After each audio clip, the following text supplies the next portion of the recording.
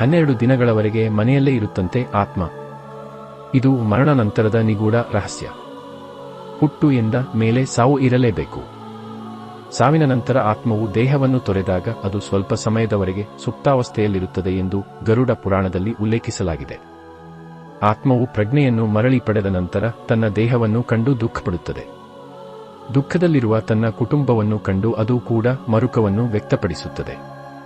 ತನ್ನ ಕುಟುಂಬದೊಂದಿಗೆ ಮಾತನಾಡಲು ಪ್ರಯತ್ನಿಸುತ್ತದೆ ಮತ್ತು ತನ್ನ ದೇಹವನ್ನು ಮರಳಿ ಸೇರಲು ಇಚ್ಛಿಸುತ್ತದೆ. ಆತ್ಮವು ಪ್ರಜ್ಞೆಯನ್ನು ಪಡೆದಾಕ್ಷಣ ಯಮದೂತರು ಬಂದು ಆತ್ಮವನ್ನು ತಮ್ಮೊಂದಿಗೆ ಯಮಲೋಕಕ್ಕೆ ಕರೆದುಕೊಂಡು ಹೋಗುತ್ತಾರೆ. ಯಮಲೋಕದಲ್ಲಿ ಚಿತ್ರಗುಪ್ತರು ಮತ್ತು ಅವನ ಸಹಚರರು ಆತ್ಮವು ದೇಹದಲ್ಲಿದ್ದಾಗ ಮಾಡಿದ ಎಲ್ಲಾ ಕಾರ್ಯಗಳನ್ನು ಲೆಕ್ಕ ಮಾಡುತ್ತದೆ. ಯಾರಿಗೂ ಕೂಡ ನಾವು ಸತ್ತ ಮೇಲೆ ನಮ್ಮ ಆತ್ಮ ಏನಾಗುತ್ತದೆ ಎನ್ನುವ ಅರಿವಿರುವುದಿಲ್ಲ. ನಮ್ಮೆಲ್ಲರ ಪ್ರಕಾರ ಮರಣದ ನಂತರ ನಾವು ಇನ್ನೊಂದು ಜನ್ಮವನ್ನು ಪಡೆಯುತ್ತೇವೆಂಬ ನಂಬಿಕೆಯಿದೆ. ನಿಜವಾಗಿಯೂ ನಾವು ಮರಣದ ನಂತರ ಏನಾಗುತ್ತೇವೆ? ಆತ್ಮಕ್ಕೂ ಯಮಲೋಕಕ್ಕೂ ಏನು ಸಂಬಂಧ? ಆತ್ಮ ಹಿಂದಿರುಗುತ್ತದೆ. ಸತ್ತ ವ್ಯಕ್ತಿಯ ಆತ್ಮವು 12 ದಿನಗಳವರೆಗೆ ತನ್ನ ಕುಟುಂಬದಲ್ಲೇ ಉಳಿಯುತ್ತದೆ. ನಂತರ ಕುಟುಂಬವು ನೀಡಿದ ಪಿಂಡದಾನವನ್ನು ನೀರನ್ನು ಕುಡಿದು ತನ್ನ ಅಸ್ವಾಭಾವಿಕ ದೇಹವನ್ನು ಬೆರಳಿನ ಆಕಾರದಲ್ಲಿ ಮಾಡುತ್ತದೆ. ಜೀವಂತವಾಗಿದ್ದಾಗ ಮಾಡಿದ ಎಲ್ಲಾ ಕರ್ಮವನ್ನು ಪಾವತಿಸಬೇಕಾಗುತ್ತದೆ. ಈ ಅನಾಚಾರದ ದೇಹವನ್ನು ಯಮ ದೂತರು 12ನೇ ದಿನದಂದು ಕಟ್ಟಿ ಯಮ ಮಾರ್ಗಕ್ಕೆ ಕರೆದೊಯ್ಯಲಾಗುತ್ತದೆ. ಯಮ ಮಾರ್ಗಕ್ಕೆ ಪ್ರಯಾಣವು ಅತ್ಯಂತ ಕಷ್ಟವೆಂದು ಗರುಡ ಪುರಾಣದಲ್ಲಿ ಉಲ್ಲೇಖಿಸಲಾಗಿದೆ.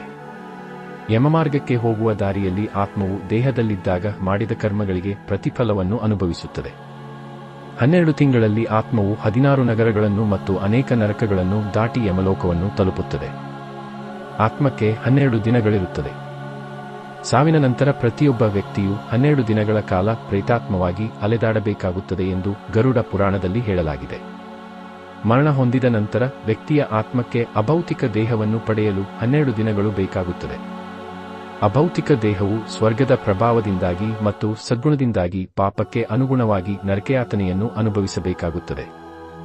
ಆತ್ಮವು ಕರ್ಮದ ಫಲವನ್ನು ಅನುಭವಿಸಿದ ನಂತರ ಮತ್ತೆ ಹೊಸ ದೇಹವನ್ನು ಸೇರುತ್ತದೆ. ಸ್ವರ್ಗವನ್ನು ಸೇರಿದ ಆತ್ಮವು ಸದ್ಗುಣಶೀಲನಾಗಿ ಶ್ರೀಮಂತ ಮತ್ತು ಸಂತೋಷದ ಕುಟುಂಬದಲ್ಲಿ ಜನಿಸುತ್ತಾರೆ. ಸಾವಿನ ನಂತರ ಆತ್ಮದ ಪ್ರಯಾಣ. ಮರಣಾನಂತರದ ಜೀವನವನ್ನು ವಿವರಿಸುವ ಗರುಡ ಪುರಾಣವು ಧರ್ಮನಿಷ್ಠವಾದ ಆತ್ಮ ಮಾತ್ರ ವಿಷ್ಣುವಿನ ಲೋಕಕ್ಕೆ ವಿಷ್ಣು ದೂತರೊಂದಿಗೆ ಹೋಗುತ್ತದೆಯೇ ಹೊರತು ನರಕಕ್ಕೆ ಹೋಗಬೇಕೆಂದೇನಿಲ್ಲ. ಸಾವಿನ ನಂತರ ಒಂದು ವೇಳೆ ಆತ್ಮವನ್ನು ಯಮಲೋಕಕ್ಕೆ ಕರೆದುಕೊಂಡ ಹೋದಾಗ ಯಮನ ಸಂದೇಶವಾಹಕರು ಅಭೌತಿಕ ದೇಹವನ್ನು ಅಥವಾ ಅತೃಪ್ತ ಆತ್ಮವನ್ನು ಒಂದೇ ದಿನದಲ್ಲಿ 1600 ಕಿಲೋಮೀಟರ್ ದೂರ ಓಡಿಸುತ್ತಾರೆ. ಆತ್ಮವು ದೇಹವನ್ನು ತೊರೆದ ದಿನ ಮಾತ್ರ ಅದಕ್ಕೆ ವಿಶ್ರಾಂತಿಯನ್ನು ನೀಡಲಾಗುತ್ತದೆ. ಮರಣದ ನಂತರ ಶ್ರಾದ್ದ ತರ್ಪಣ ನೀಡಲು ಕಾರಣ. ವ್ಯಕ್ತಿಯ ಮರಣದ ನಂತರ ಸಾವಿನ ದಿನಾಂಕದಿಂದ 1 ವರ್ಷದವರೆಗೆ ಆಹಾರ ಧಾನ್ಯಗಳನ್ನು ದಾನ ಮಾಡಬೇಕೆಂದು ಗರುಡ ಪುರಾಣದಲ್ಲಿ ಉಲ್ಲೇಖಿಸಲಾಗಿದೆ. ಈ ಅವಧಿಯಲ್ಲಿ ಬ್ರಾಹ್ಮಣರಿಗೆ, ಪ್ರಾಣಿ ಪಕ್ಷಿಗಳಿಗೆ ದಾನ ಮಾಡಿದ ಆಹಾರವು ಸತ್ತ ವ್ಯಕ್ತಿಯ ಆತ್ಮವನ್ನು ಮತ್ತಷ್ಟು ಬಲಪಡಿಸುತ್ತದೆ. ಯಾವ ಕುಟುಂಬದಲ್ಲಿ ಮರಣ ಹೊಂದಿದ ವ್ಯಕ್ತಿಗಳ ಹೆಸರಿನಲ್ಲಿ ದಾನ, ಶ್ರಾದ್ದ, ತರ್ಪಣವನ್ನು ಮಾಡಲಾಗುವುದಿಲ್ಲವೋ ಆ ಆತ್ಮವು ಯಮಮಾರ್ಗದಲ್ಲಿ ನೋವನ್ನು, ಬಳಲುವಿಕೆಯನ್ನು ಅನುಭವಿಸುತ್ತದೆ. ಆತ್ಮವು ಅತೃಪ್ತ ಆತ್ಮವಾಗಿರುತ್ತದೆ. ಮರಣದ ನಂತರ ನಮ್ಮ ಆತ್ಮವು ಹೇಗಿರುತ್ತದೆ ಎಂದು ತಿಳಿದುಕೊಂಡಿರಲ್ಲವೇ? ನಾವು ಅಸ್ತಿತ್ವದಲ್ಲಿದ್ದಾಗ ಮಾಡಿದ ಪಾಪ ಕರ್ಮಗಳಿಂದಾಗಿ ಮರಣಾನಂತರ ನಮ್ಮ ಆತ್ಮವು ಸಮಸ್ಯೆಯನ್ನು ಎದುರಿಸಬೇಕಾಗುತ್ತದೆ. ಹಾಗಾಗಿ ಜೀವನದಲ್ಲಿ ಒಳಿತು ಮಾಡುವುದು ಉತ್ತಮ. ಅಷ್ಟಲ್ಲದೆ ನಮ್ಮ ಸಿ. ಅಶ್ವಥ್ ಅವರು ಒಳಿತು ಮಾಡು ಮನುಷ್ಯ ನೀ ಇರೋದು 3 ದಿವಸ ಎಂದು ಹೇಳಿದ್ದಾರಲ್ಲವೇ? ನಾವು ಮಾಡಿದ ಪಾಪ ಕರ್ಮಗಳೇ ಕೊನೆವರೆಗೂ ನಮ್ಮೊಂದಿಗಿರುವುದು. ಸ್ನೇಹಿತರೆ, ವಿಡಿಯೋ ಇಷ್ಟ ಆದರೆ ಲೈಕ್ ಮಾಡಿ, ಶೇರ್ ಮಾಡಿ, ಕಮೆಂಟ್ ಮಾಡಿ, ಹಾಗೆ ನಮ್ಮ ಚಾನೆಲ್ಗೆ ಸಬ್ಸ್ಕ್ರೈಬ್ ಆಗೋದನ್ನ ಮರಿಬೇಡಿ. ಧನ್ಯವಾದಗಳು.